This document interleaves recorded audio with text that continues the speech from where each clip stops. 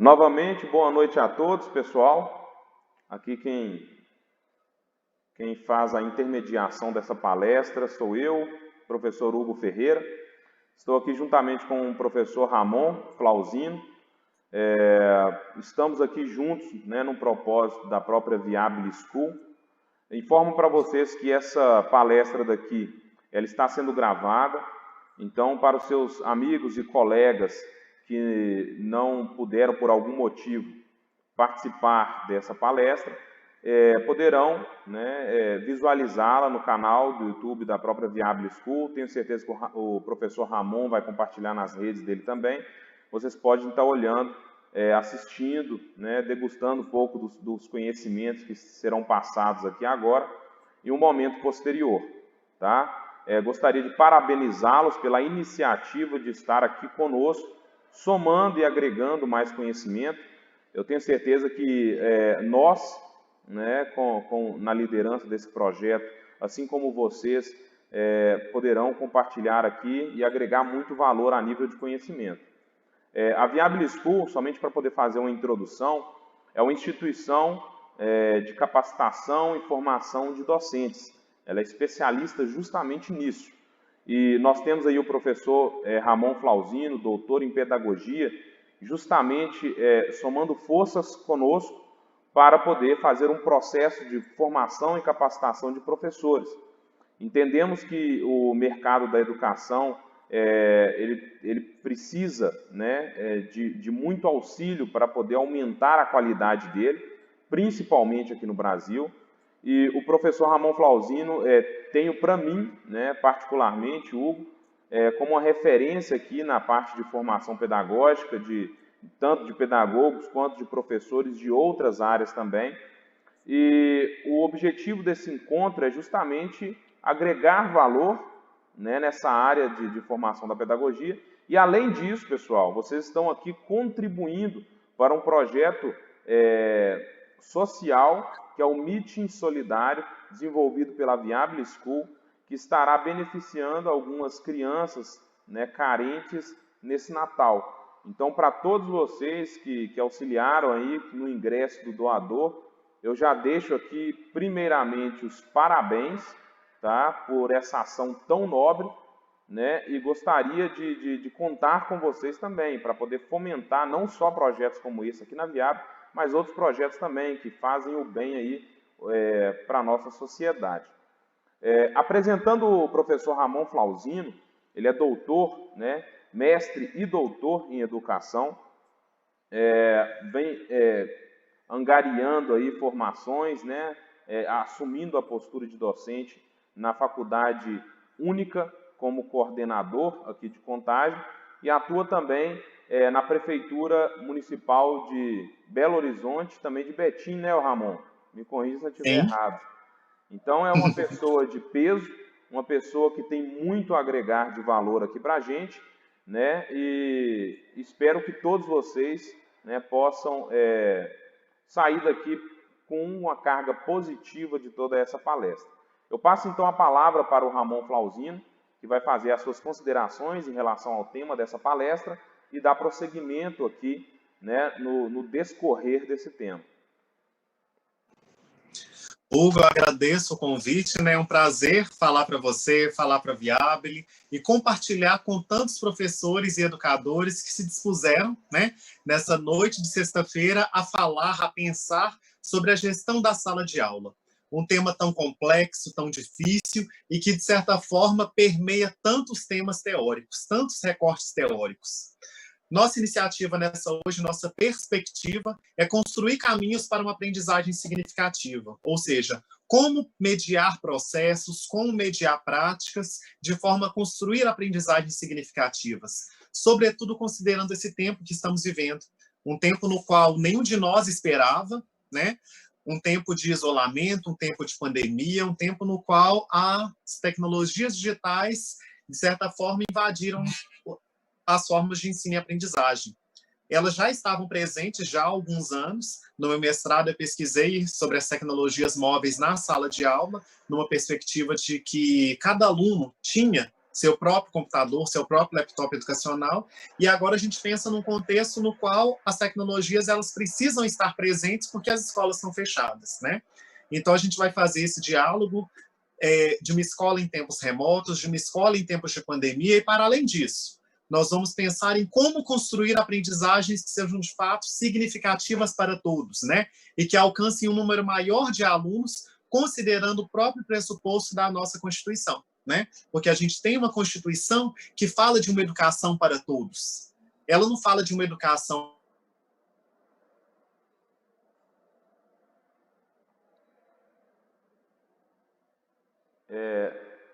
Pessoal, se alguém quiser se manifestar, para mim aqui a imagem do doutor Flauzino acabou picando.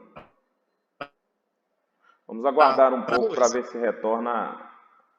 Doutor, a última frase Sim. que você fez aí acabou picando, acho que deu um pico de internet. Pode repeti-la para a gente? Joia, eu estava falando justamente sobre esse desafio que a própria Constituição nos coloca, né? Que é de realizar um processo de ensino, um processo de aprendizagem que seja para todos, né?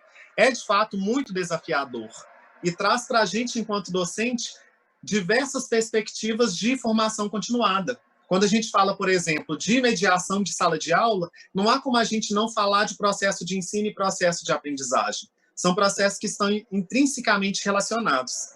E quando eu falo de processo de ensino e aprendizagem, eu falo muito de Paulo Freire, né? E dos ensinamentos que ele nos trouxe. Para início de diálogo, ele fala uma coisa muito simples, assim como todos os ensinamentos de Paulo Freire, eles são de natureza simples, mas são, sobretudo, edificantes. Quando ele fala que não há docência sem discência. Nesse período que estamos agora em isolamento, em período de pandemia no nosso país, a gente tem visto diversos professores, diversas iniciativas em prol de manter essa relação do docente que se sente às vezes fragilizado, que não compreende essa nova mediação, e por outro lado desse aluno que não dispõe muitas vezes de tecnologias digitais, de meios para acompanhar essa inovação, né? Para acompanhar esse período de mudança. São muitas mudanças. Mudanças essas que requerem por parte dos docentes uma formação continuada. Quantos docentes, muitas vezes, antes da pandemia, não tinham, muitas vezes, utilizado tecnologias digitais no processo de aprendizagem? E quando eu falo de utilizar tecnologias digitais, eu não falo de levar um vídeo para a escola, mas eu falo de colocar os alunos para criar vídeo, para criar áudio, para criar site, para criar blog, ou seja, colocar o aluno na condição de autor. Porque a gente tem uma grande diferenciação de pensar que utilizar tecnologias digitais é, muitas vezes, trazer um aparato novo para a escola. Quando, na verdade, utilizar tecnologias digitais é dar potencial àquilo que o aluno sabe, né? É colocar o aluno enquanto centro do processo de aprendizagem. Ou seja, a gente tira o professor desse local de centro, enquanto aquele mediador, enquanto aquele que ensina, não desmerecendo a sua importância, mas, de fato, trazendo a sua importância e seu papel enquanto mediador. Ou seja, isso requer, por parte do docente, uma formação continuada. Existem diversos aplicativos, diversas funcionalidades que podem agregar e que podem trazer para o docente uma segurança, um conforto e, mais que isso, pode fazer com que ele amplie a aprendizagem dos alunos, através da realidade aumentada, através dos objetos virtuais de aprendizagem, através de inúmeros aplicativos. Porém, requer formação continuada, requer caminhar, né? Ou seja, a prática docente ela não é passiva, ela é, sobretudo, reflexiva, né? Ela é crítico-reflexiva na medida em que, enquanto eu ensino, eu aprendo, ou seja, eu não transfiro conhecimento. Eu aprendo em uma relação dialógica com o meu estudante. E essa relação é extremamente importante, pois é pela defasagem do meu estudante, é pelo erro do meu estudante que eu descubro novas estratégias e novas formas de aprender, né? A princípio, a gente pensa que o aluno sabe, ou que o aluno não sabe, e às vezes a gente encara esse não saber do estudante como uma limitação, quando, na verdade, mais que uma limitação, ele é uma possibilidade, deve ser uma possibilidade de superação, né? Então é importante da gente perceber, ou seja, quais saberes são inerentes à prática docente, o que é importante a gente saber, né? quando a gente fala de processo de ensino e quando a gente fala de processo de aprendizagem, né? Que são processos que se relacionam. Primeiro, conhecer o estudante, seja ele qual for. Se a gente leciona na educação infantil, no ensino fundamental, no ensino médio, é muito importante conhecer cada estudante, conhecer as necessidades de aprendizagem de cada estudante, conhecer as necessidades especiais de alguns estudantes, para aí, de fato, pensar uma proposta que seja para aquele estudante. Nesse contexto, eu trago um grande desafio para vocês. Ou seja, como pensar uma aprendizagem, como pensar metodologias para um contexto de 25, de 30, de 35 alunos. Como pensar metodologias de ensino, metodologias de aprendizagem, metodologias de fato, que coloquem o aluno na condição de autor.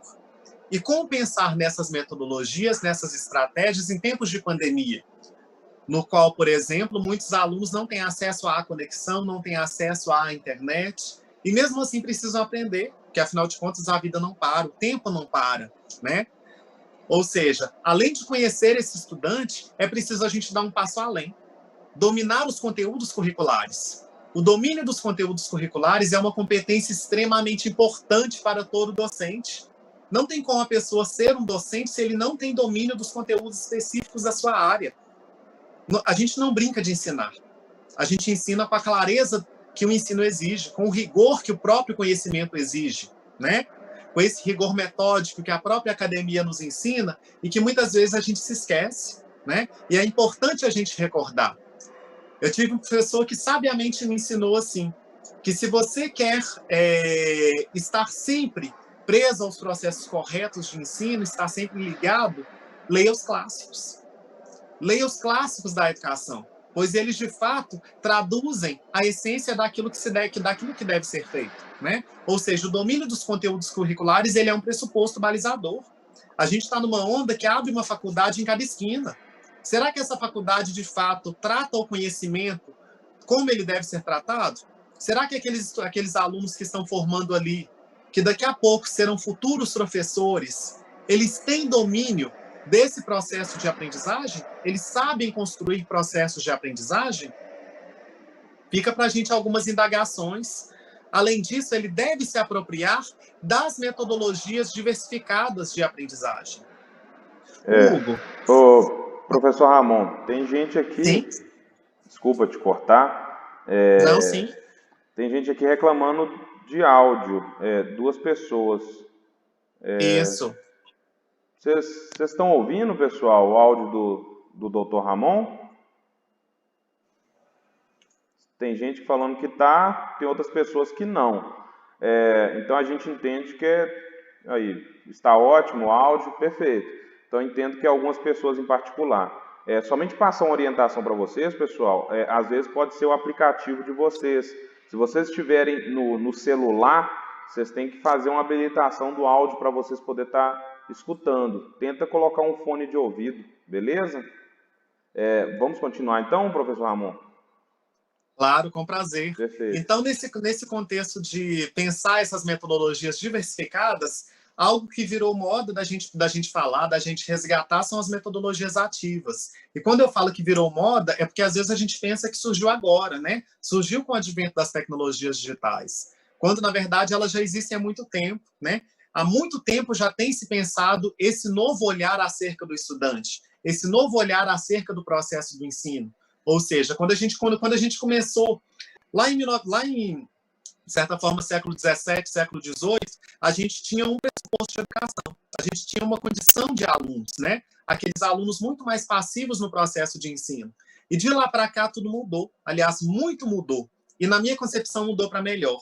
Pois a gente, de fato, hoje, a gente permite que o aluno expresse, que ele expresse aquilo que ele pensa, aquilo que ele sente, ou seja, que, de fato, ele faça aquilo que a gente sempre quis na educação, ou seja, criar essa via de mão dupla, ou seja, perceber por meio da não aprendizagem ou da aprendizagem do aluno uma forma eficaz de intervenção, né? E nesse contexto, hoje em dia, em tempos de pandemia, e para além desse tempo, pensar em utilizar tecnologias digitais da informação e comunicação é importantíssimo. E quando eu falo de utilizar tecnologias digitais, não é simplesmente porque a gente está num período de pandemia, mas porque se a gente sair da nossa casa, se a gente atravessar a rua, qualquer procedimento que a gente for fazer, direta ou indiretamente, a gente faz com o uso das tecnologias digitais. Ou seja, é importante que a escola faça esse diálogo com o mundo, né? Que ela se comunique, que ela interaja e que, por meio disso, que ela permita ao estudante essa autoria, essa autonomia e essa liberdade que Paulo Freire já falava já há muito tempo, né? E eu trouxe essa imagem que é significativa porque ela fala do centenário. No ano que vem a gente vai estar completando 100 anos de Paulo Freire, o centenário. E a gente está em contagem regressiva. Por quê? Justamente porque esses pressupostos que ele traz para a educação são importantes. E para nós brasileiros é importante valorizar os autores que são do nosso país, os autores que trouxeram e que continuam ainda trazendo ensinamentos que são edificantes, aqueles que nos ensinam que ensinar, que quem ensina aprende a ensinar, e a gente aprende mesmo. Quantas vezes a gente já se viu diante de um desafio, de uma turma, diante de uma situação de processo de ensino, que a gente pensou assim, eu não sei, eu não vou conseguir, eu não sei esse conteúdo, eu não consigo ensinar esse aluno. Ou seja, exigiu da gente pesquisa, exigiu investigação, exigiu sair da zona de conforto para de fato promover aprendizagens. O professor, isso aí é muito importante que você está falando. Se você voltar no slide anterior, eu gostaria só de fazer um acréscimo, no outro slide. Um acréscimo muito importante, que é fazer um paralelo aqui também com os demais profissionais, docentes de outras áreas, né? Então, imagina aqui um profissional docente de uma área da engenharia, de uma outra área, pode ser ciência humana ou exata, um professor de administração e por assim vai. Todos caem nessas mesmas condições de ser obrigado para fazer uma gestão eficiente, efetiva e eficaz dentro da sala de aula. Ele precisa conhecer o aluno, ele precisa dominar os conteúdos curriculares, ele precisa aproximar-se de metodologias diversificadas, ele precisa conhecer as metodologias de ensino, não somente as metodologias ativas, né? Nós temos vários outros tipos de metodologias de ensino que, inclusive, tem outras também que colocam o próprio aluno num papel de protagonismo, né? O centro da formação. Então, eu acho isso muito importante. Então, nem toda turma você consegue estar utilizando uma única metodologia de ensino. Então, imagina uma turma totalmente inapta para as metodologias ativas. Tem outras metodologias que você consegue estar utilizando para poder estar fazendo um processo de ensino-aprendizagem com qualidade. Então, é importante você conhecer todas essas metodologias. E a tecnologia, eu tenho até um projeto de pesquisa envolvendo tecnologias para o ensino, ela pode ser boa, né, e ela pode ser ruim. Ruim se você não souber utilizá-la, né? Então, é muito importante se atentar como, né, quando, né, e como você está aplicando cada uma dessas etapas daí. Então, a gente está o tempo todo aqui sempre fomentando justamente isso. E depois, no próximo slide, né, o último acréscimo, sem querer tomar o tempo também, é em relação ao Paulo Freire. Né? Nós temos não somente o Paulo Freire, temos outros também estudiosos. Você bem colocou aí que às vezes a gente lê essas obras, a gente volta e cria uma concepção melhor para poder estar fazendo a gestão da sala de aula. Isso é muito importante, né? E entender também e ler de forma crítica, construtiva e objetiva.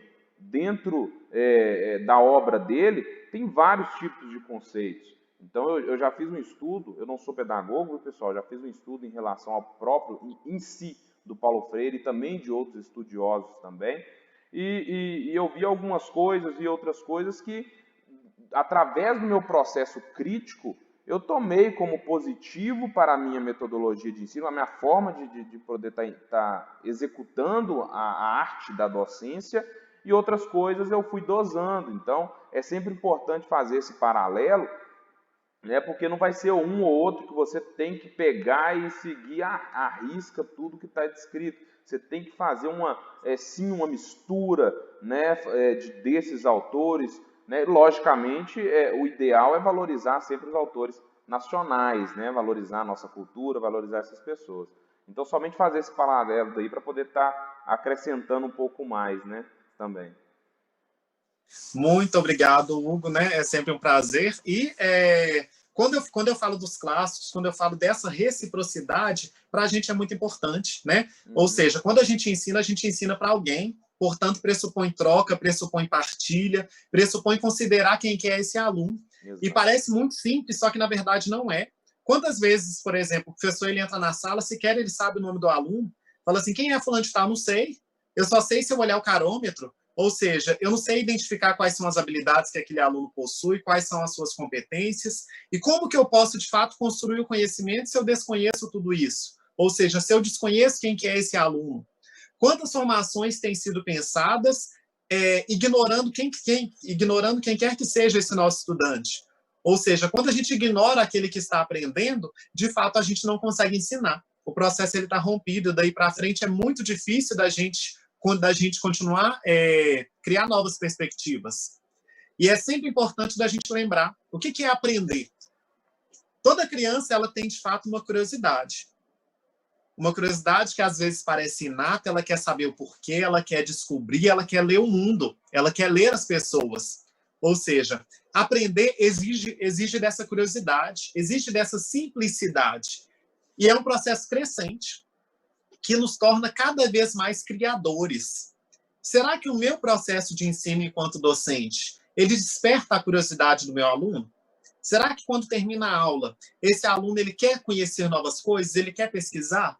Ou a minha aula termina quando bate o sinal? Quando bate o sinal, acabou, eu fecho essa janela, eu abro outra caixinha e aí eu continuo. Ou seja, aprender não é eu trocar de uma caixinha para outra. Né? Às vezes, quando a gente está na escola, a gente está muito acostumado com o horário, com a grade, com esse rigor, com essa organização, e a gente esquece que o português não é nada sem a matemática, que a matemática não é nada sem as ciências, e assim por diante. Ou seja, por mais que a gente tenha, por natureza e por princípio, sobretudo em algumas escolas, porque não são em todas, organizar os conteúdos de forma disciplinar, na vida, ela é interdisciplinar.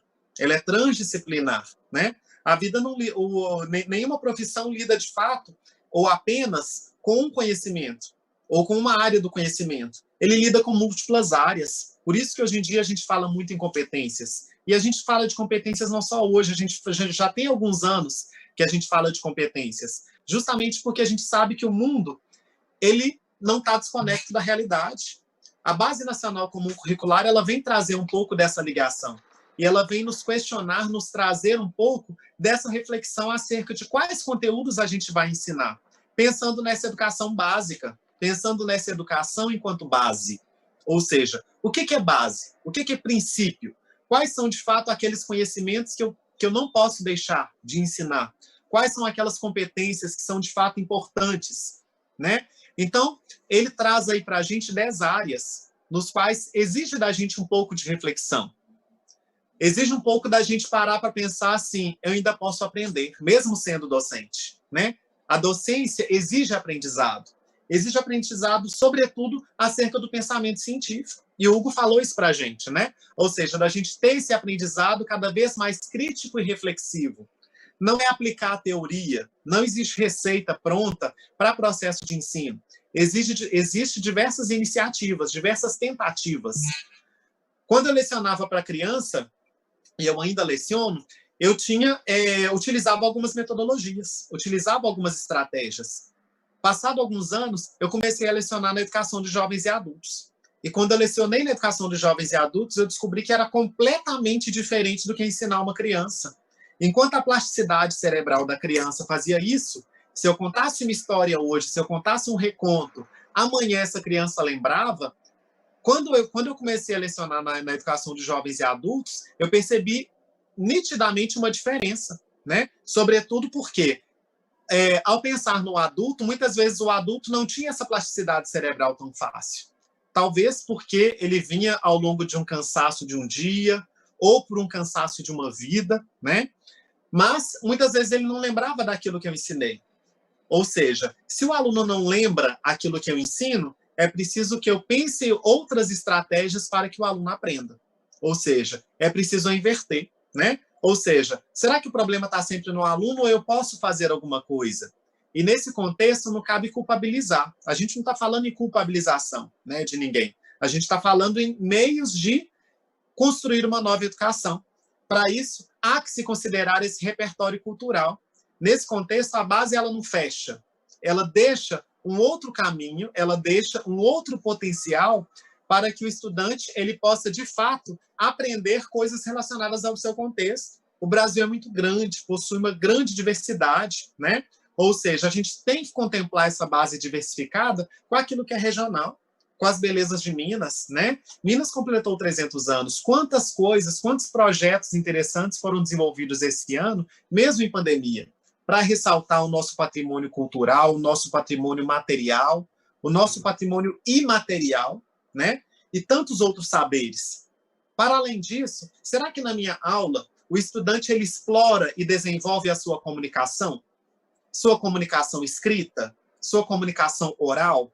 E quando eu falo da comunicação escrita, eu não estou falando do aluno copiar no quadro. Eu estou falando do aluno ter uma escrita autônoma, dele expressar suas ideias, né? Eu falo da gente colocar o aluno para criar uma música, para criar um áudio, para criar um vídeo. E aí a gente já está caindo um pouco na tecnologia digital, ou seja, na cultura digital, que é extremamente incentivada pela Base Nacional Comum Curricular e pelas próprias tendências do mundo. O mundo mudou. A gente não vive ou não deveria viver em uma escola analógica, até porque a sociedade não é analógica, a sociedade é digital, né? E quando a gente pensa em todos esses contextos, há de pensar também em formas de trabalho, em projetos, em resgatar talvez a pedagogia de projetos para as escolas, né? E pensar que por meio de um projeto eu construo não apenas uma habilidade, mas eu construo múltiplas habilidades. Quando eu trabalho com projetos, eu não penso em disciplina, eu penso em aprendizagens para a vida. Eu penso em aprendizagens que são significativas e edificantes, né? Ou seja, eu penso em, às vezes, num projeto que começa com uma intencionalidade, o discente trazendo seus saberes, trazendo as suas dúvidas, as suas inquietações, a gente acaba muitas vezes mudando o foco e construindo um novo projeto. E é nesse momento que o projeto, de fato, se torna realidade, na medida em que ele sai do papel para virar realidade, para virar atitude, né? Ou seja, para virar, de fato, conhecimento. E esse conhecimento requer um autocuidado. Por que um autocuidado? Um cuidado comigo e um cuidado com o outro. Se a gente parar para pensar nesse período da pandemia, quantas pessoas adoeceram? E não é à toa. Tudo mudou. E a mudança não foi pequena. E a gente está num contexto no qual a gente não sabe até quando irá essa mudança. Ou seja, é preciso da gente pensar. Ou seja, mesmo em tempos de pandemia, quais estratégias eu posso utilizar? Né? Estratégias de autocuidado, estratégias de ensino, estratégias de aprendizagem, formas viáveis, não pensando naquilo, pensando numa metodologia que não se encaixe para a realidade na qual eu me encontro. Ou seja, nós temos, de fato, aquilo que a Constituição nos diz, uma responsabilidade ética pelo nosso trabalho. E essa responsabilidade ética, ela passa pelo pressuposto da gente considerar toda essa diversidade, a diversidade dos nossos alunos, a diversidade imposta pelo seu contexto social, cultural. Ou seja, quando a gente entra em uma sala de aula, nenhuma sala de aula é igual à outra. Toda sala de aula é diferente. E cada aluno que está na sua sala de aula é diferente. Ou seja, existe da gente um pensar e um repensar sobre as metodologias e sobre o ensino. Nem sempre vai ser fácil. Vão ter turmas que vão ser assim muito desafiadoras. E são, seja porque a turma é agitada, porque a turma às vezes é muito falante, porque a turma às vezes está em defasagem. E é comum. Eu não falo que é normal, eu falo que é comum, porque às vezes acontece. Mas eu acho pouco viável da gente aceitar isso enquanto condição de permanência. Ou seja, eu aceitar que vai ser assim. Ou seja, que eu vou entrar na sala de aula e que eu não vou promover nenhuma mudança nesses alunos e esses alunos vão simplesmente passar por mim. Sobretudo porque quem passa por nós, ele leva um pouco da gente. E a gente traz também um pouco deles. Ou seja, esse aprendizado dialógico que a gente aprende com Vygotsky, que a gente aprende com Piaget, ou seja, que a gente aprende por meio da interação social, Ninguém aprende sozinho. Talvez por isso que numa sociedade também a gente não vive sozinho. Ou seja, traz para a gente a importância dessa relação. E a gente está num tempo também que competência e habilidade virou normal. E às vezes virou sinônimo. Às vezes a gente trata competência como se fosse a mesma coisa de habilidade e a gente nem pensa muitas vezes sobre essas duas palavras ou sobre o que elas de fato dizem. Porque elas, mais do que palavras, elas são atitudes, né? E nesse livro que eu recomendo para vocês, eu vi que alguns professores perguntaram sobre referenciais, quando eu falei assim sobre ler os clássicos, o que é importante. É importante, por exemplo, ler Vygotsky, ler Piaget, ler Paulo Freire, ler todos esses autores que de fato são base para a educação. Ou seja, quer entender competência, vai em Perrenot. Quer entender de tecnologias digitais, Papert. Ou seja, a gente tem vários autores que de fato são clássicos e que trazem muitos conhecimentos para a educação, né? Quer entender processo de ensino, vai em Tardif, né? Quer entender saberes docentes, Tardif nos traz isso perfeitamente, né? Novo também fala muito de prática, fala muito de formação docente. E Perrenot, nesse livro, ele fala muito sobre quais saberes são ensinados na sala de aula. Será que os saberes ensinados na sala de aula, eles se conectam com o mundo? Será que eles preparam esse estudante para, de fato, ter uma vida autônoma, ter uma vida independente, né? Ter uma complementação, aprofundar, ampliar seus saberes, né? Ou seja, o que a gente deve pensar sobre essas ausências de conhecimento? Será que, de fato, o conhecimento ele é direito? Ele tem sido um direito? Ou seja, pensar em possibilidades amplas de construção, né? Numa época que a expectativa de vida, por exemplo, aumenta. A gente está num contexto no qual a expectativa de vida está cada vez maior. E a sociedade está preparada para isso? Nós, docentes, estamos preparados para isso? Para pensar em uma educação para o idoso, pensar uma educação para o adulto, pensar uma educação para a criança cada vez mais jovem, né? Eu falo porque antes não era tão comum das crianças entrarem na escola muito jovens. Hoje em dia a gente tem, enquanto educação básica, as crianças entrando enquanto política obrigatória a partir dos 4 anos de idade. Mas a gente tem bebês já entrando na escola. Ou seja, qual escola que a gente vai pensar para os nossos bebês? Qual escola que a gente vai pensar para a criança de 1 ano de idade? Qual educação que eu vou pensar para esse sujeito? Né? Será que ele está simplesmente passando pela escola? Será que o menino que está lá de 7, 8 anos, ele só está na escola para socializar? Ou ele pode aprender? Ou ele pode ter suas inteligências estimuladas? Né? E quando eu falo inteligências, eu não falo apenas dos saberes que ele tem enquanto elementos de aplicação. Eu falo de inteligências múltiplas, que Gardner nos falava, né? Nos trazia. Né? E essas inteligências que ele vai utilizar e vai aplicar na sua vida. E que podem, sim, ser estimuladas por nós, docentes. O que são, de fato, competências? O que são essas habilidades? Hugo? Isso.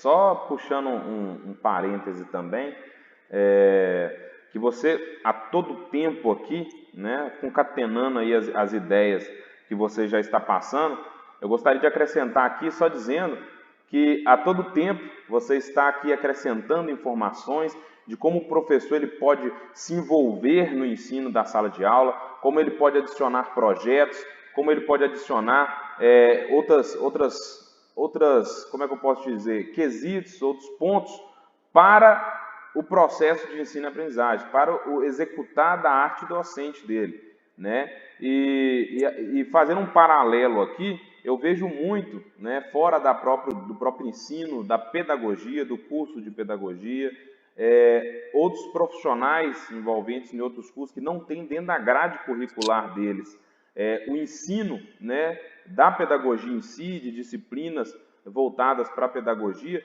que no final, né, eles acabam entrando para uma sala de aula sem esses conceitos. E muitas das vezes ele é fadado a virar um professor conteudista. Então eu tô passando para vocês aqui uma experiência prática minha mesmo, de entrar para a sala de aula.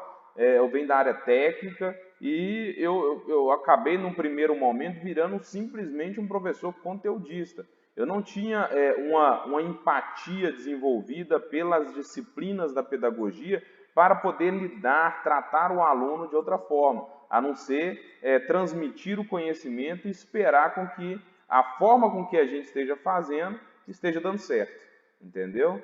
Então entra justamente nesse ponto daí, eu puxo esse parênteses daí para os demais profissionais das outras áreas também, beleza? Excelente, Hugo. Sobretudo porque você falou uma palavra que eu não sei se você se ateve ou percebeu, mas você tratou o ensino enquanto arte. E eu acho que ensinar é uma arte. E não é uma arte que todos executam bem, né? Sobretudo porque ela requer por parte do docente a compreensão do que seja esse conhecimento, a compreensão do que seja ensinar, né? E ensinar não é transmitir, ensinar é construir, ensinar é fazer junto, né? E quando a gente fala dessas competências e dessas habilidades, requer também da gente pensar um pouco nessas competências docentes. Ou seja, quais são as competências docentes? O que se exige de um docente?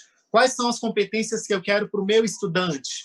Quais saberes eu quero construir para o meu estudante? Né? Pensando num saber prático do uso hoje, mas mais que isso, quais competências que eu vou formar desde aquela criança pequenininha, né?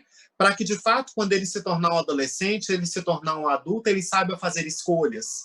Porque as competências e habilidades, elas não existem para que a gente possa criar, por exemplo, uma prisão ou delimitar o caminho no qual o estudante vai seguir. O caminho quem escolhe é ele, né? Quem vai escolher seu caminho, quem vai escolher o seu destino é ele. Só que para isso ele tem que ter conhecimento. Sem competência, sem saberes técnicos, sem competências específicas, sem habilidades específicas, nossos estudantes não fazem escolhas. E a gente tem visto isso, né? Quando os nossos estudantes eles saem da escola pública. Nossos estudantes eles têm saído da escola pública sem uma formação específica. E quando eu falo sem uma formação, é no seguinte contexto: a gente tem um Plano Nacional de Educação com 20 metas, nas quais algumas metas contemplam o ensino médio, contemplam o ensino profissionalizante, só que, de fato, essa formação técnica parece que ela explodiu, parece que ela foi para o espaço, né? Ele aprende, ele mal lê, ele mal escreve, ele não sabe se portar numa entrevista, ele não tem um saber específico para nenhuma profissão, para nenhuma formação. Ou seja, quais saberes que a gente tem formado nos nossos estudantes? Quais saberes que a gente tem formado com nossos alunos, né? Ou seja, eu estou culpabilizando o professor. Eu estou mais problematizando a escola que nós queremos, a escola que eu atuo. Eu sou professor do ensino superior, mas antes de professor do ensino superior, eu sou professor. Sou professor da educação básica. Leciono para criança, leciono para adultos, né? Meus alunos mais novos têm 6, 7 anos. Meus mais velhos têm 79. Ou seja, pensando nesse amplo processo de educação, o que eu quero para esses alunos, né? Pensando, claro, que algumas iniciativas dependem de nós enquanto docentes. Outras iniciativas dependem de políticas públicas. Mas a política pública não vai sair do papel simplesmente porque eu quero, né? Para ela sair, ela requer diversos fatores. Mas um deles é a mobilização docente, né? Os docentes eles têm um potencial que eu acho que muitas vezes eles não imaginam que tem. E a população, então, nem se fala. Professor, isso aí é muito importante e toca e tangencia também um ponto que muitas das vezes é até muito polêmico, né? Eu vi que você citou aqui Felipe Pirrenot, é isso mesmo, né? Isso mesmo. Excelente. E o próprio Paulo Freire também, na obra dele, ele traz muito disso, né? De desenvolver outras competências. Se você forma um aluno, né, somente com conteúdo lá, você está fazendo um mau trabalho. Parafraseando, né, o que ele está falando. Então, tem outras competências e habilidades que você tem que desenvolver no aluno para preparar ele para a sociedade, entendeu? Então, é exatamente isso que ele falou lá. E aí entra numa questão política também, sem querer polemizar esse assunto, né? Mas entra numa questão política que é justamente você formar o aluno no meio político, né? Então, entra essas questões que eu não vou adentrar no assunto porque envolve uma outra discussão, um outro aprofundamento muito importante, cauteloso também, da nossa parte, para não ser incoerente, né, com nenhum saber, com nenhum processo crítico dentro desse tema. Mas você deve sim fazer um construto, um processo de construção e formação do seu aluno, não pensando somente naquele conteúdo trago, né, na pranchetinha, na própria BNCC que você citou. Então vai muito além disso. A vida na sociedade, ela é muito mais complexa do que simplesmente o que a gente traz, né, em poucos livros, né? Então eu abro esse assunto aí, faço esse adendo aí à sua fala, justamente para esses pontos, né, que nós pensamos nisso, nós estamos falando sobre isso, mas tem uma reflexão mais aprofundada em relação a esse sentido também. Eu até convido a vocês a participar dela no momento futuro, tá? E esse assunto aí vai dar uma boa discussão, sobretudo, Hugo, porque educação é um ato político. Não tem como a gente, de fato, desvincular, né? Se a gente não faz escolhas, alguém faz escolhas por nós, né? E é importante, de fato, a gente saber se empoderar nesse contexto. E quando a gente ensina, ensinar muda vidas, muda perspectiva, muda trajetória. O aluno é outro, né? Ele é, de fato, esclarecido como o conhecimento exige, né? E com esse esclarecimento, ele não aceita qualquer decisão. E quando a gente fala das competências docentes, aí eu vou detalhar um pouquinho de algumas competências que Renaud nos fala. Uma delas, por exemplo, organizar e estimular situações de aprendizagem. Será que durante a minha aula eu trato de toda essa organização? Será que eu chego atrasado? Eu chego na hora? Entre chegar atrasado ou chegar na hora, eu aprendi, quando eu comecei a entrar no ensino público, eu comecei a lecionar, eu tive uma sábia coordenadora que falou assim: Ramon, a aula começa muito antes do aluno chegar na sala, né? Ou seja, não dá para chegar atrasado. Você, enquanto docente, precisa chegar antes do aluno. 5, 10, 15 minutos que você demora para sair ou para sair da sua casa, para chegar na escola, ou para, às vezes, uma conversa ou outra de corredor e chegar na sua sala, até que você domina esse novo processo de ensino, muita coisa já mudou. Ou seja, para dominar essa regência de classe, vai ficar muito mais difícil, né? Ou seja, se você demorou 10, 15 minutos para entrar, às vezes você vai ficar 50 minutos só nessa parte disciplinar, né? De conversando com o aluno, que é uma coisa que pode ser evitada, né? Além disso, como que eu posso gerar essa progressão da aprendizagem? Ou seja, os conteúdos, eles são concatenados, eles são muito... eu não falo que é linear, ele é ramificado, ele é como se fosse uma teia, mas ele é progressivo. Ou seja, eu preciso ter uma base para, a partir dessa base, eu construir novos saberes. Será que a base está bem feita? Quem é bom construtor aí? Eu não sou bom construtor, não. Na verdade, eu não entendo muito pouco de construção. Mas eu sei que, se a gente não construir a base bem feita, o prédio cai. O viaduto cai. E, na realidade, cai também. Porque a gente tem visto aí, quando a gente liga o noticiário, a gente tem visto muitos prédios caindo, muitos viadutos caindo. E se a gente analisar a aprendizagem de muitos estudantes, a gente vê que o caminho vai pela mesma forma. Ou seja, onde que está essa aprendizagem que não edificou-se para a vida, né? Como que eu posso, de fato, conceber e fazer dispositivos de diferenciação para esses estudantes, né? O que são esses dispositivos de diferenciação? Vygotsky nos fala que a gente aprende pela interação.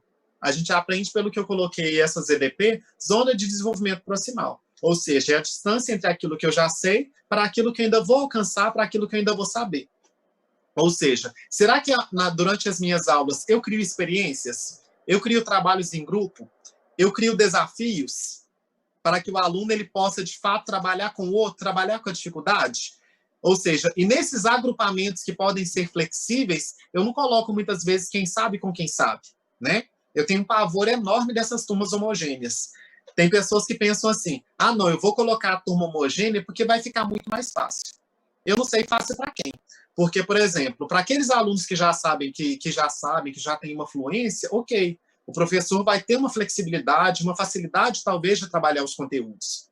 Mas coitado daquele professor que só está com a turma mais difícil, com a turma mais complicada.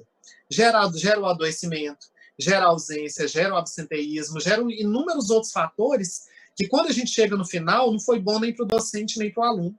E a aprendizagem tem que ter prazer. E tem que ter prazer para os dois, né? Tem que ter prazer para o aluno, tem que ter prazer para o docente, eu tenho que entrar na sala de aula com prazer.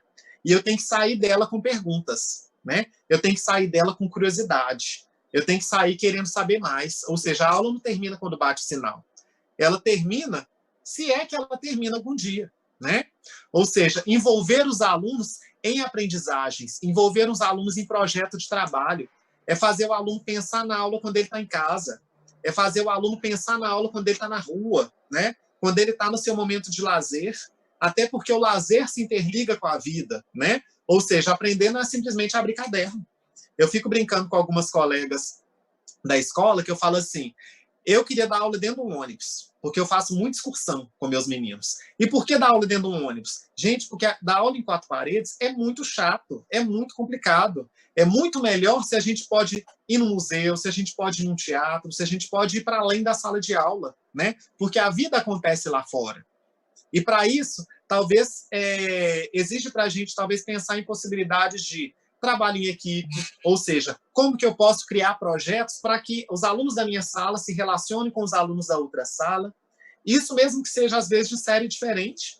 A gente não está falando de vida. Por que a gente não pode pensar nesse aprendizado fora da caixa, nesse aprendizado que o menino do 2º ano se relaciona com o terceiro, o do terceiro se relaciona com o quarto? Até porque no recreio eles estão juntos, na vida eles estão juntos, né? Ou seja, como que eu posso participar da gestão da escola? Ah, Ramon, mas eu, enquanto docente, eu não preciso participar da gestão da escola. Espera aí.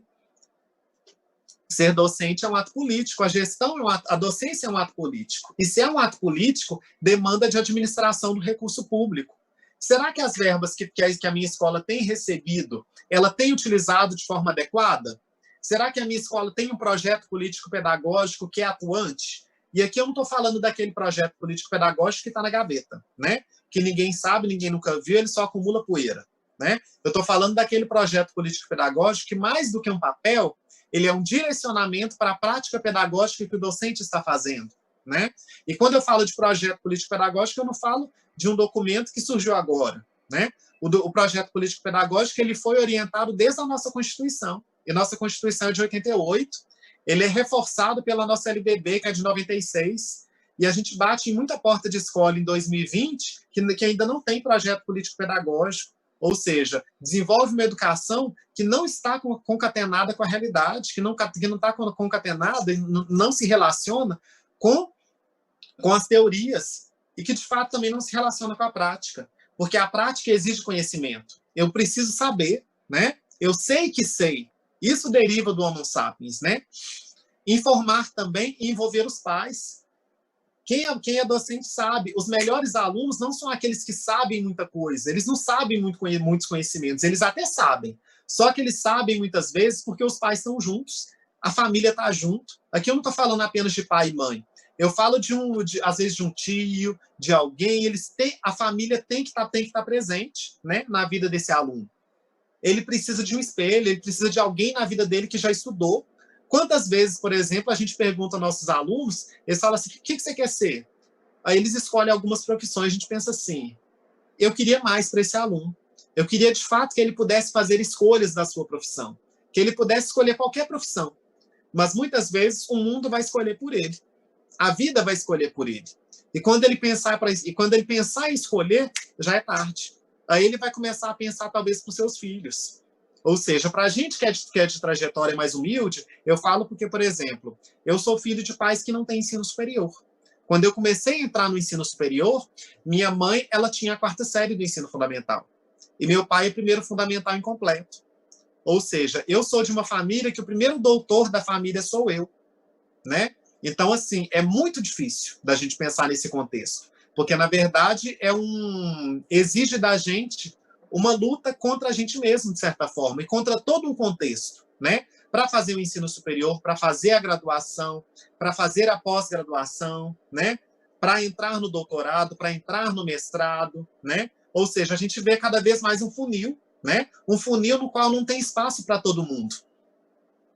Um funil no qual, muitas vezes, um docente se sente superior ao outro, e tão superior que ele não acha que ele tem que desenvolver um trabalho junto, que ele tem que desenvolver um trabalho compartilhado. Quando, na verdade, quando eu penso junto, quando eu trabalho junto, a gente cresce, né? E a gente aprende. na educação de jovens e adultos, num trabalho, em pouco tempo eu aprendi que meus alunos, de fato, eles aprendiam muito mais quando eu aprendia com o outro. Então, a gente parou com esse negócio de falar assim, os alunos da minha sala e os alunos da outra sala. Né? A gente tinha 2 turmas, uma de alfabetização e uma de letramento. A minha era de letramento, né? E eu fiquei 8 anos e meio desenvolvendo essas práticas, todas compartilhadas. Aulas na quadra, aulas no pátio, aulas na rua, no cinema, no teatro, né? Pensando novas possibilidades, ou seja, porque a educação não para, a vida do sujeito não para. E eu tive essa compreensão muito forte quando um dia eu saí de casa, estava chovendo muito, e eu cheguei, quando eu estava indo para a escola, eu pensei assim, hoje eu estou indo para a escola e eu não vou encontrar ninguém, não vai ter ninguém lá naquela escola, porque estava uma chuva terrível. Eu peguei, quando eu entrei na sala de aula, a sala estava cheia, estava lotada. Aí eu falei com meus alunos assim, gente, vocês vieram? Como assim que vocês vieram mesmo debaixo dessa chuva? E meus alunos, todos senhores, senhoras, porque era na educação de jovens e adultos, né? Eles falaram assim, ô, professor Ramon, a gente veio porque a gente não tem tempo a perder. Aí eu respirei fundo e falei assim, se vocês não têm tempo a perder, eu também não, né? Então vão ensinar. Vão aprender, vamos compartilhar, vamos trocar. Ou seja, exige da gente talvez pensar em utilizar novas tecnologias, novas metodologias também, né? E essas tecnologias eu busco explorar ao máximo. Primeiro porque eu gosto, né? Eu gosto de tecnologias digitais, eu pesquiso tecnologias digitais, pesquisei no mestrado, pesquisei no doutorado, nas pós-graduações, desde a minha primeira monografia, que foi a monografia da minha graduação, que foi em 2007, quando eu falei assim, quando eu pesquisei lá, tecnologias para alunos com paralisia cerebral, né? Tecnologias assistivas para alunos com paralisia cerebral, para alunos com deficiência. Que aí virou projeto de extensão, virou artigo, virou aprofundamento em especialização e por aí vai. Ou seja, aprendizado vai para a vida. Ou seja, exige da gente enfrentar os deveres e os dilemas éticos enquanto profissão.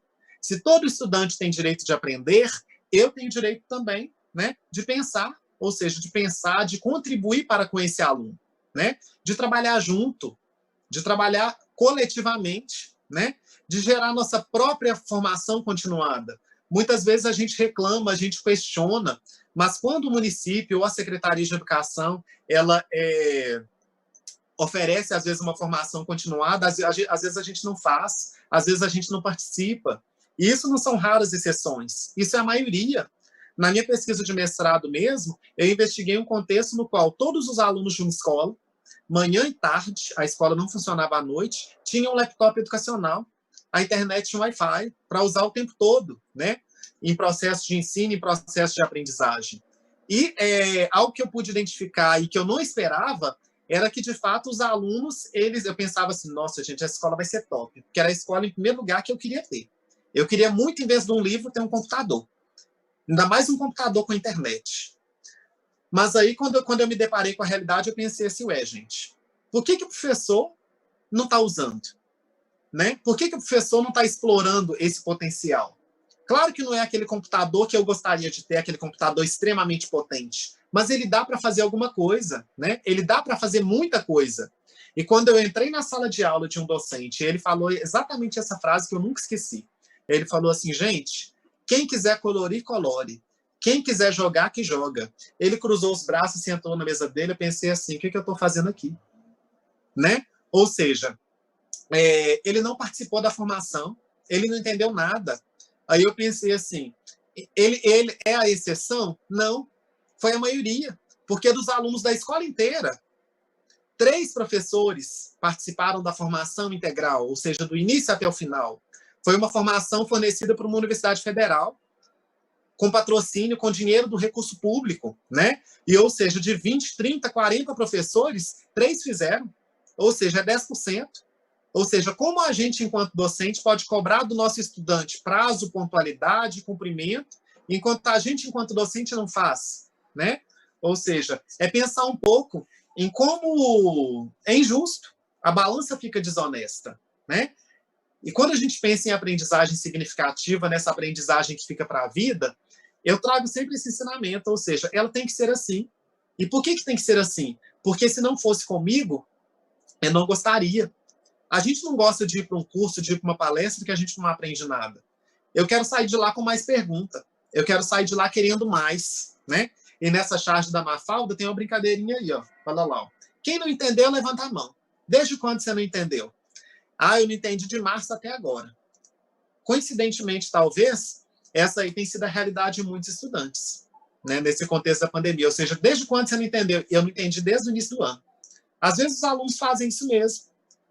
Enquanto é só de brincadeira, ok, brincadeira é muito divertido. Mas o lamentável é que muitas vezes essa é a realidade, né? O aluno ele pode às vezes até não expressar, ele pode às vezes até não falar que não entendeu nada, mas quando chegar no ano seguinte, ele fizer uma avaliação diagnóstica, ele não vai bem. Às vezes ele tem medo de fazer prova, às vezes ele não sabe se quer fazer prova, né?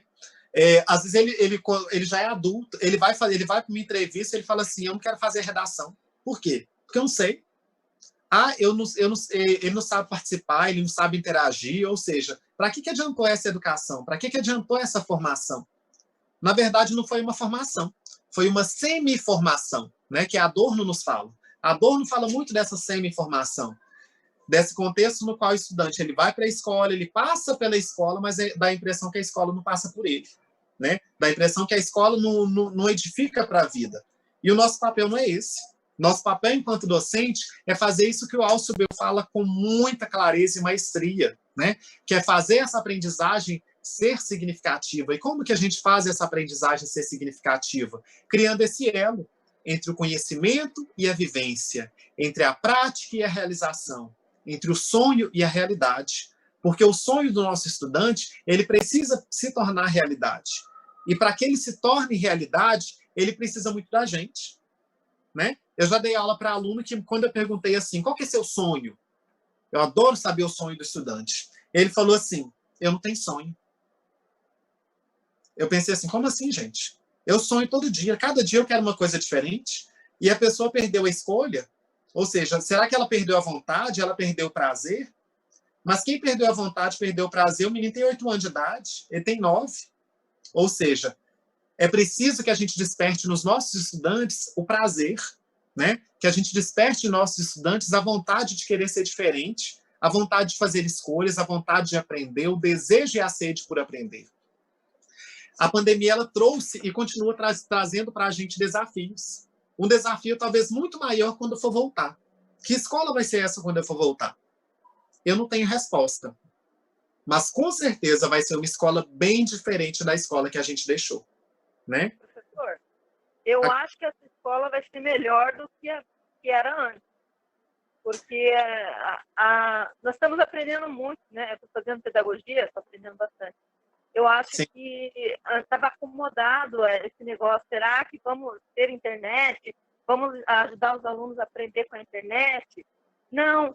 Agora foi enfiado para os professores, para todo mundo aprender. Então, Sim. aprender com a internet, aprender, porque os alunos já estavam em casa pesquisando coisas que eles tinham. Então, o que estava faltando era essa coisa de ter a internet, ter uma escola que realmente funcionasse como deveria funcionar. Então, todo mundo está aprendendo na marra. Na realidade, não teve um professor ou alguém que fizesse, não, vamos agora ensinar os alunos a mexer na internet, a pesquisar lá. Não. Então, eu acho que melhorou muito, muito. Sim. E o que falta é um incentivo dos pais, talvez, para que o aluno não fique lá reclamando em casa, estou fazendo tudo em casa, estou sozinho. Mas é uma maneira que ele pode aprender muito mais do que antes. Né? E os professores estão mais juntos dos alunos, porque eles têm que estar ali todo dia, ali, direto numa sala virtual, né? E ali de cara a cara com o aluno. Então, acho que melhorou muito. Né? Como é que é seu nome?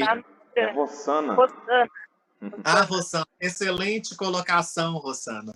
Excelente mesmo, porque de fato a gente se viu obrigado, como se você entrou num trem-bala, né? E a gente chegou em outra realidade. E que a gente saiba aproveitar essa mudança, né? Esse tempo de mudança. Você falou muito, muito bem da questão da família, que é importante a família se envolver. E eu concordo plenamente, né? A família, quando ela se envolve, quando ela participa... Ela teve que se envolver nisso, a família, porque ficou só a mãe, o pai e os filhos ali na casa, o professor, né, em outro lugar, e daí o que eu vou fazer? Meu filho tem que aprender, e ficaram juntos, que é um momento que os filhos precisavam. Os filhos estavam sozinhos em casa, fazendo o que queriam. Agora não, eles tinham que estudar, o pai tinha que estar ali ensinando. Eu acho que melhorou bastante. Exatamente. Sim. E se a família, de fato, se ela não valoriza a escola, se ela não valoriza o conhecimento, o aluno também não. Ou seja, talvez tenha sido uma oportunidade da gente pensar e repensar um pouco desses contextos, né? Repensar um pouco dessas múltiplas aprendizagens aí. Professora, eu gostaria de falar, aparecendo. Claro. Eu sou professora de educação infantil. E muitas vezes a gente é vista não como educadora, a gente é vista apenas como cuidadora. A famosa tia, né? Serviços, a gente cuida, a gente educa, a gente praticamente está fazendo o papel dos pais. Nesse ano que veio o coronavírus, deu para perceber como os pais sentiram a nossa falta. Porque antes eles falavam mal da gente. Ah, tá lá na creche, tá lá à toa, não tá fazendo nada. Tá lá só brincando com as crianças.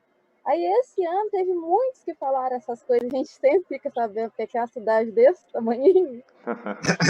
E aí a gente fica sabendo que viraram pra gente e falaram assim, nossa, mas como vocês estão fazendo falta? Nossa, tô sentindo uma falta de você. Eu não sei ensinar meu filho. Se eu soubesse ensinar meu filho, eu não podia ir na creche. E você é de onde, Cristiana? Eu sou de Machado. Machado? Minas Gerais. Minas Gerais mesmo? Ah, legal. Cristiano. Tem muita gente aqui de diversos outros locais. Eu vi gente da Bahia, vi gente de Santa Catarina. Depois deixa o seu comentário aqui de onde que você é. Vai ser um prazer tá visualizando, né, a abrangência de que nós estamos conquistando justamente nessa palestra. Pessoal, agora que o professor Ramon finalizou, né, todas as ideias passadas em cima do tema de gestão da sala de aula, eu gostaria de fazer algumas perguntas aqui, né, porque assim como numa reunião, né, professor Ramon, nós temos uma introdução, nós temos um desenvolvimento, nós temos uma conclusão, até um trabalho científico. Muito também bem, mostra isso para a gente. Então, eu separei essas 7 perguntas.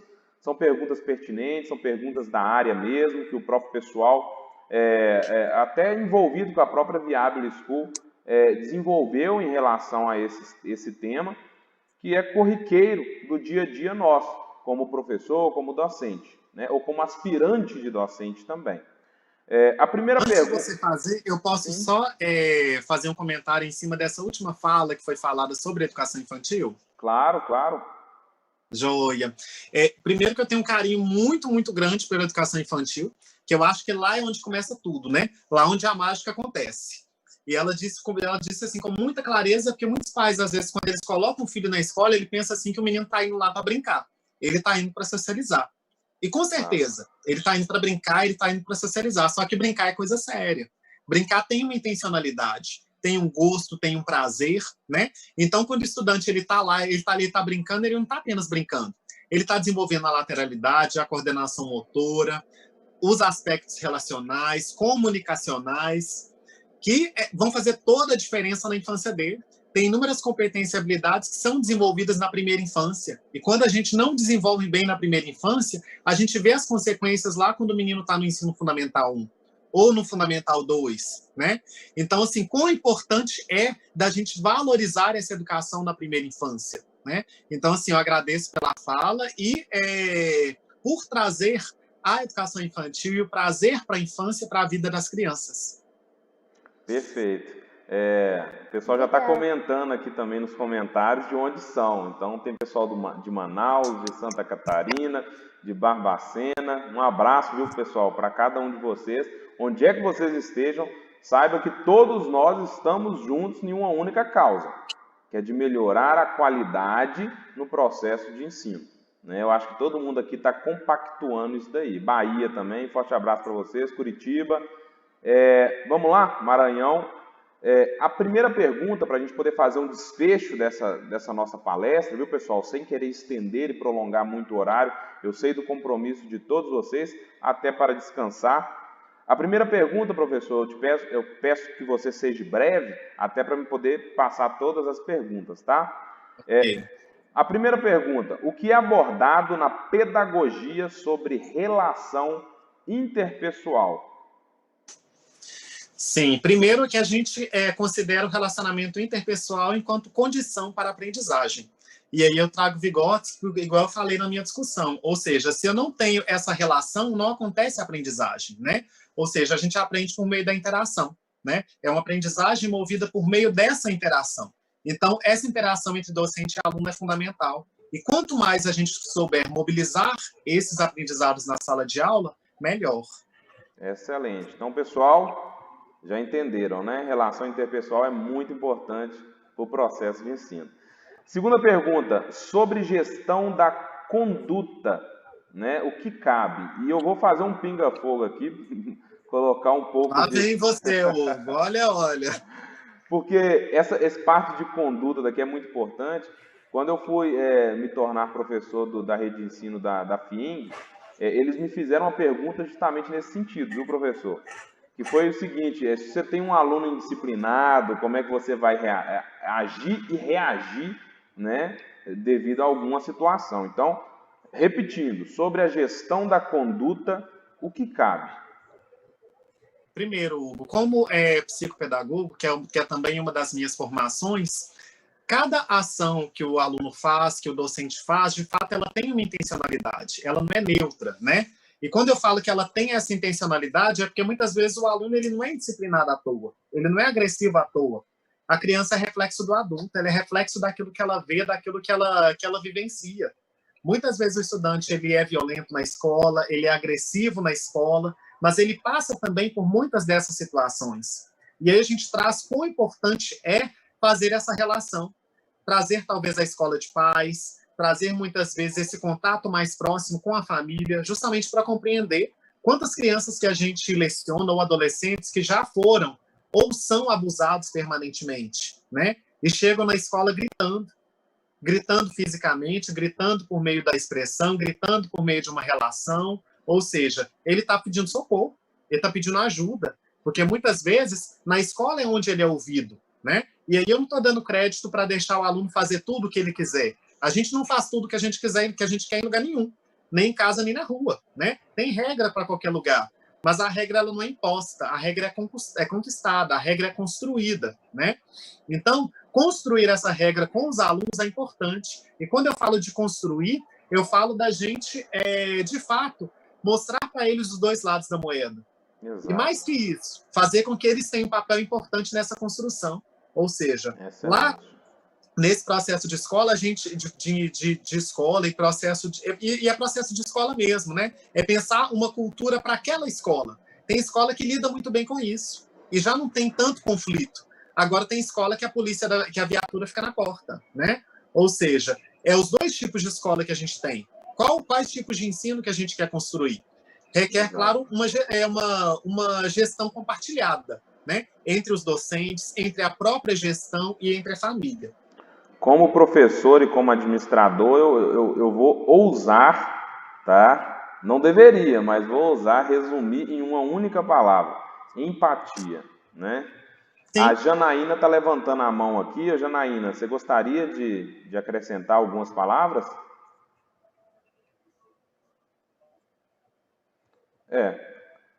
Se você quiser, você pode estar escrevendo aqui embaixo e eu te dou a palavra ao final, tá? A terceira pergunta é: para a construção da aprendizagem, qual o sentido do conteúdo para o professor? O conteúdo é tudo, né? Se o professor, de fato, se ele não domina esse conteúdo, o conteúdo curricular, se ele não domina, é conhecimento base. Muitos alunos, às vezes, ele sai da graduação, ele não sabe fazer um plano de aula. Ele não sabe o conteúdo que contém no plano de aula. Por quê? Porque na formação, naquelas partes, nas disciplinas de metodologias, de fato, elas foram teóricas. O quanto, na verdade, elas deveriam ser práticas, né? A metodologia de língua portuguesa, a metodologia de ciências, a metodologia de matemática. Ou seja, quando o aluno ele trabalha, por exemplo, o conceito de agrupamento e reagrupamento, o professor tem que saber fazer, né? Ele tem que ter esse conhecimento enquanto base, né? é algo que, por exemplo, não cabe dúvida. Cabe dúvida em outros aspectos, mas dúvida enquanto conhecimento, não, né? Ou seja, cabe nele, talvez, pensar numa estratégia diferente, em um outro caminho, né? Mas esse conhecimento, para ele, é muito importante. E, hoje em dia, quando a gente pensa assim, em conteúdo, quando a gente pensa em conhecimentos, em saberes, dominar a base é fundamental. Dominar a BNCC é exigência. Ou seja, todo professor tem que ler. Ah, mas o documento tem mais de 1000 páginas. Sim. Ou seja, a gente nunca falou que ser professor seria fácil. Né? É difícil. Exatamente. Exige leitura, exige intensificação, exige pesquisa. Né? Excelente. Uma outra questão, pessoal, uma outra pergunta é a seguinte. Você falou no decorrer, né, do transcrever aí da própria palestra nos próprios slides e também no discorrer com as suas falas, sobre conteúdo, né? O professor tem que se atentar à relação a conteúdo, que isso é muito importante, isso constrói todo o processo de ensino e aprendizagem, podemos considerar que é uma base para poder estar fortificando todo esse processo, e também falou sobre competências, né? Então, nós fizemos até um paralelo ali entre conteudismo e também o desenvolvimento de outras competências, né? Hoje em dia está muito falando sobre soft skills, né? Então, são essas competências sociais, as competências que vão além do próprio conteúdo que está ali na grade curricular. Os seus? Por isso, eu entro justamente nessa questão da pergunta que diz o seguinte: como funciona o panorama de ensino, o panorama de ensinar conteúdos versus desenvolver competências? Aí, Hugo, eu trago enquanto desafio. Tem muita escola, tem muitas formações, muitos professores que fazem isso com muita naturalidade, né? Eles já captaram esse novo contexto de perceber que eu não estou ali para ensinar conteúdo, né? Eu não estou ali para ensinar o conteúdo X, o conteúdo Y, o conteúdo Z. Mas eu estou ali para fazer o quê? Para relacionar esse conteúdo com a vida do estudante. Então, eu já faço isso com uma naturalidade, com uma perspicácia muito maior, né? Eu consigo ligar, eu consigo fazer um projeto no qual eu coloco o aluno enquanto autor, enquanto eu coloco o aluno para criar, enquanto eu trago um desafio, né? Ou seja, sempre que eu colocar o aluno para criar, para compartilhar, para desenvolver, para trabalhar de forma colaborativa, para questionar, ou seja, a gente vai estar trabalhando competências que ele vai utilizar não apenas em uma disciplina, mas que ele vai usar na vida e que ele vai usar para interligar diversos conhecimentos. Ou seja, tem muita escola que não tem mais as disciplinas. Ela tem competências e habilidades a serem construídas e o aluno constrói seu próprio caminho. Tem escola que, mesmo tendo as disciplinas, ele tem um projeto interdisciplinar que perpassa essas disciplinas e que visa fazer essa conexão. Ou seja, de uma forma ou de outra, elas estão contribuindo para essa aprendizagem desse estudante para além da sala de aula. É nesse tipo de aprendizagem que eu acredito, né? Uma aprendizagem que seja, de fato, significativa. Excelente. Não poderia colocar, né, em outras palavras e ficar tão bem explicado como você explicou, né? Então, deu para passar todo o conteúdo. Eu acredito que se a gente se aprofundar, né, nesse tema daqui, a gente vai delongar aqui, né, toda a parte da noite adentro aí, e vai continuar falando. Eu sei que nós temos bastante conteúdo. Eu agradeço você, viu, professor Ramon, por topar esse desafio, de estar compartilhando aqui esse palco comigo, tá? Representando a Viable School, né? E essa parte daí que você falou, de desenvolver competências, nós vamos ter uma próxima palestra, que é a próxima palestra com a professora Edith Cardoso, que é justamente sobre isso, desenvolver competências nos alunos, né, socioemocionais, para melhorar o processo da qualidade de ensino. É uma palestra com um tema bastante específico, mas que é muito importante para a gente poder estar melhorando e desenvolvendo, né, os conhecimentos dentro da sala de aula. Pessoal, para todos vocês que estão aqui, vou passar a palavra aqui para o Ramon fazer as considerações finais dele, mas já antecipo o meu muito obrigado a todos vocês. Gostaria de dizer que essa é uma iniciativa totalmente filantrópica, sem fins lucrativos.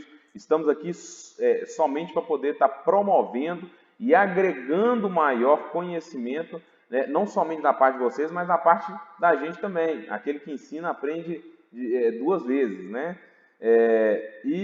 Uma iniciativa também com o projeto social da Viable, que os valores que a gente acaba arrecadando aqui, não somente valores, mas também donativos, a gente faça as doações para instituições de ensino, ONGs envolvidas na educação. Então, a gente tem essa preocupação na dimensão social da nossa empresa. E eu gostaria de deixar aqui um convite para vocês, tá? O professor Ramon Flauzino vai estar lançando ali, final de janeiro, um curso aqui na Viable School, voltada para tecnologias, né, professor Ramon? E esse curso daí tem como finalidade, assim como todo o objetivo da Viable, desenvolver vocês como educadores a um potencial maior, capaz do processo de ensino-aprendizagem promovido por vocês, que são, eu sei que os alunos são os protagonistas nesse processo, mas nós somos os condutores, né? Então, vocês precisam estar devidamente capacitados para promover um processo de qualidade dentro, né, da arte docente, repetindo novamente esse termo. Então, se vocês se interessarem, vai estar um valor assim, simbólico, né, para poder custear todos os investimentos que nós estamos fazendo nesse curso, e eu conto com vocês, com a participação de vocês nesse curso. Viu, pessoal? Professor Ramon, pode fazer as suas considerações, tá, finais, e eu vou dar a palavra para vocês também, tá, rapidamente, para vocês fazerem as considerações, às vezes fazer um agradecimento para o nosso professor também. Hugo, foi um prazer enorme estar com vocês, e que bom falar por essa plateia tão querida, né? Gente do interior de Minas, de outros estados, foi um prazer enorme, né? Gosto muito do que faço, acredito muito na educação, né? Como eu disse, eu sou professor dos meninos pequenos, dos adultos também, e eu acho que aquilo que a gente faz, a gente tem que fazer com prazer, né? Não dá para ser professor de qualquer forma, não dá para a gente fingir que ensina e para o aluno fingir que aprende, né? De fato, eu acho que a gente já passou dessa história há muito tempo. A gente não tá na educação de brincadeira. E a gente, quando eu olho para a educação, eu vejo um caminho longo ainda que a gente precisa seguir. Mas pequenos passos são importantes da gente fazer, passos mais assertivos, né? É importante da gente fazer com que nossos alunos alcancem sonhos, seja o sonho do ingresso no ensino superior, seja o sonho do seu próprio negócio, seja o sonho da sua própria autorrealização, né? Então, acho que a gente pode, sim, fazer com que essas mudanças aconteçam. E que, se não for por meio da educação, por outra forma não vai ser possível, né? Então, eu conto muito com vocês, enquanto docentes, enquanto educadores, desde a educação infantil até o ensino superior, para serem agentes de transformação social no local onde vocês atuam, né? Compartilhei com vocês ali minha rede social, pode compartilhar, pode perguntar, a gente mantém o contato para além da palestra, né? Para além dessa nossa discussão. Vou colocar de novo e deixo aí meu abraço a todos vocês. Excelente, professor. Eu sei que nem todos aqui vão poder falar, mas eu expresso aqui em nome de todos, arrisco dizer em nome de todos, que foi excelente a palestra, tá? Meus parabéns por esse momento enriquecedor, né? Você está nos abrilhantando com a sua presença aqui. Te convido para outras oportunidades também e gostaria de deixar bem claro para vocês, pessoal. Teve uma pessoa que falou que não conseguiu achar sua rede. A rede dele, pessoal, é @RamonFlauzino, tá? E a rede da Viable é @ViableSchool, beleza?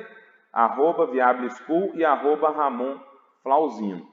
Então, a Viable é uma iniciativa minha, está em parceria com o Ramon também. Ele é um grande idealizador desse projeto, que vai somar muito a esse projeto com o nível de conhecimento que ele tem. Então, eu espero vocês, tá, nesses novos cursos, nessas novas palestras que são gratuitas, cursos também que a gente vai lançar gratuito. O Ramon Flauzino vai ser um grande fomentador desses conteúdos para todos nós. Beleza? Alguém gostaria da palavra aí? Aí eu gostaria, eu adoro dar a palavra, gente. Acho que é por isso que eu sou professora. Excelente. Cristiana, viu, Ramon? Tá joia. Eu voltei. Então, assim, eu queria agradecer, foi uma palestra assim, muito enriquecedora, e falar assim, o professor Ramon, o senhor é incrível, porque nem todo professor tem coragem de dizer para quem está começando a realidade que a gente vai encarar lá. Porque na faculdade, a gente pega lá, livro, papel, papel, livro, papel, papel, texto, papel, papel, papel, mais um texto gigantesco. Você chega na sala de aula, você faz isso aqui, os alunos praticamente assim, você passa em cima de você, que você cai de costa. Porque sair do papel para ir para a realidade é outra coisa. O interessante seria se a realidade e o papel seguissem caminhando juntos. Exato. Igual o professor Ramon falou, a educação ainda tem que caminhar. Eu acho que todos os níveis de educação, até mesmo na faculdade, porque na faculdade eles não te ensinam a ensinar. Você vai aprender só depois que você estiver na sala de aula. E esse depois você demora. Você vai chegar lá, vai ter coleguinha que vai dificultar a sua vida em vez de ajudar. Não tem o coleguismo, muitas vezes. Você fica assim, perdido, desorientado, sabe? Buscar uma orientação de quem devia orientar. Eles estão sabendo menos que a gente ainda.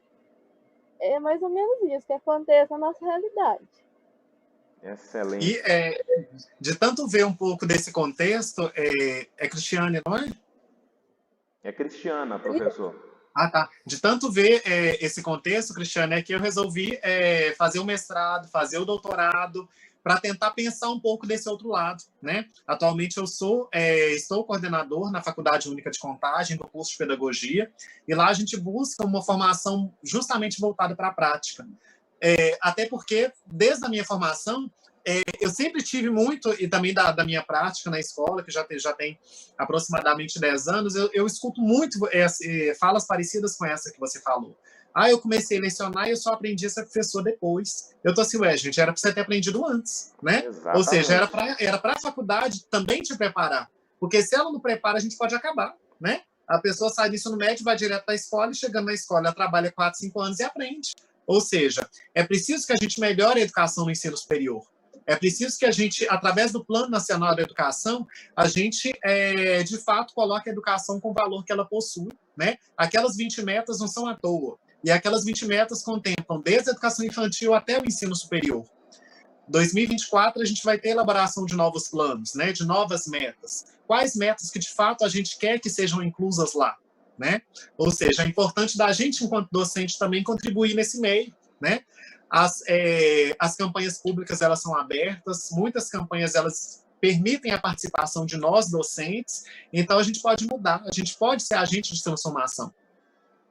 Exatamente. E a própria Viable, saindo um pouco da bolha da pedagogia, que são pessoas, muitas das vezes, na maioria dos casos, muito bem preparadas para o processo de ensino, a gente pega os demais cursos. Então, tem professor dando aula para administração, engenharia, áreas da saúde, que não são preparados devidamente para serem professores. Então, antes de virar professor, ele tem que se tornar um professor, não somente pelo conteúdo, mas também pelas práticas pedagógicas, né? Isso. Então, nesse contexto... Opa. Eu acredito que o professor, ele se forma a cada dia, né? Porque a gente não pode parar de estudar, a gente não pode parar de inovar. Eu, por exemplo, eu só tenho magistério ainda, eu sou graduanda ainda estou fazendo o curso de pedagogia, estou no 4º, indo para o 5º período. Eu faço pelo IF aqui da minha cidade. Então, assim, eu vejo meus colegas falando assim, mas é só texto, é só texto, é só texto. É normal, gente, calma. Pela faculdade do IF, a gente vê, eles ensinam a gente a fazer planejamento, plano de aula, tá tudo assim, coisa que a gente vai usar. Só que fica tão repetitivo, tem hora que a gente fica até com sono. Exatamente. Mas alguém gostaria de se pronunciar, pessoal? Obrigado, viu, Cristiana, pela sua participação. Mais alguém, pessoal? Eu queria dar tchau e dizer que foi muito boa a palestra, aprendi muito. Estou no 6º período de pedagogia, mas aprendi mais ainda com o professor. Espero encontrar mais vezes. Excelente, obrigada, Rosana. Pela dedicação e pelo ensinamento aí. Excelente. Foi um prazer. Esse feedback é muito importante para a gente. A gente espera que você venha e participe na Viable aqui de outras outras palestras, outros cursos também. Estamos aqui para fomentar isso mesmo. Mais alguma pessoa? Eu. Caroline. É um prazer assistir essa palestra, e o Ramon é meu professor, e é um professor que eu tenho muito orgulho de ser aluna, porque ele, através tipo, das aulas dele, eu estou aprendendo bastante, e é demais. Excelente, perfeito. Grande abraço aí, Caroline. Prazer estar te conhecendo. Abraço, Carol. Obrigado. Prazer. Também Excelente. quer professor Ramon, gente. Compartilha aí. Você já tem ele na Viable, beleza? Você pode encontrar com ele aqui. Breve, como o Hugo falou, a gente vai ter as formações já na Viable, né? Finalzinho de janeiro, início de fevereiro, e vai ser um prazer contar com vocês, né? Agora já pensando possibilidades de tecnologia, pensando em realidade virtual aumentada, em objetos virtuais de aprendizagem, em ambientes virtuais, né? Bora aprender de um jeito diferente. Exatamente. Eu desafio todos vocês, o pessoal, já fazendo desfecho da nossa palestra, a se tornarem professores de excelência, tá bom? Justamente nesses encontros, nesses cursos, e não se limitar somente à grade curricular da faculdade de vocês, beleza? Então, forte abraço para vocês, uma boa noite, tá? E nos encontramos numa próxima oportunidade. Pessoal, forte abraço e até a próxima. Vocês que entraram nessa palestra, para deixar bem claro, através do link, automaticamente a gente já consegue saber quem logou, beleza? Então o certificado já vai para todos vocês, no e-mail de vocês, assim que a gente finalizar essa palestra, beleza? Então, forte abraço para todos vocês. Pode ir desconectando, né? Isso mesmo. Tchau, tchau. Até mais. Até mais, Ramon. Forte abraço para você. Tchau. Até mais. Boa sorte.